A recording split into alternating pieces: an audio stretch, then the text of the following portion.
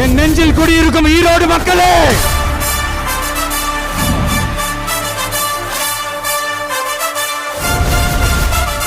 மக்கள் சந்திப்பா மாநாடா என நினைக்கும் அளவிற்கு அலைக்கடல் என கூடியிருக்கிறது கூட்டம்.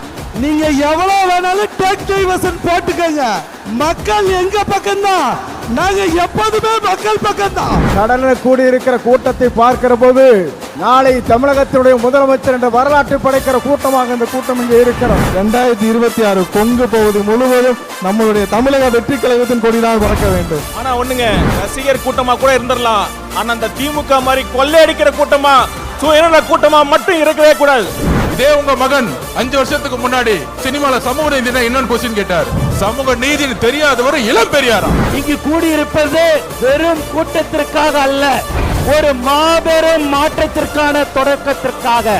பெரியோர்களும் தாய்மார்களும் கூடி இருந்தது இந்த ஒரு நொடிக்காக தான். நம் கொள்கை தலைவர் மண்ணில் வெற்றி தலைவர் இதோ வருகிறார்.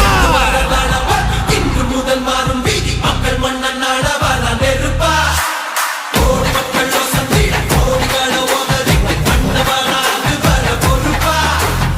மங்களகரமான மஞ்சள் விளையிற பூமி தான் இந்த ஈரோடு பூமி. இது இன்னைக்கு நேத்து வந்த உறவு இல்ல.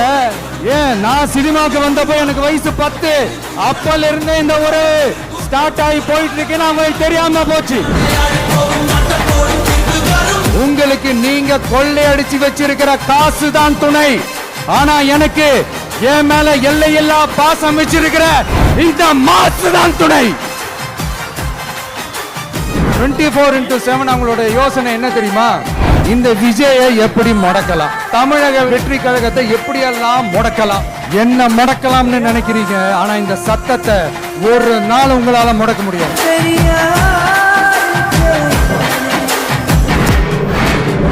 திமுக ஒரு தீய சக்தி, திமுக ஒரு தீய சக்தி, திமுக ஒரு தீய சக்தி, திமுக ஒரு தீய சக்தி. தூய சக்தி டிவிகேவுக்கும் தீய சக்தி டிஎம்கேவுக்கும் தான் போட்டியே.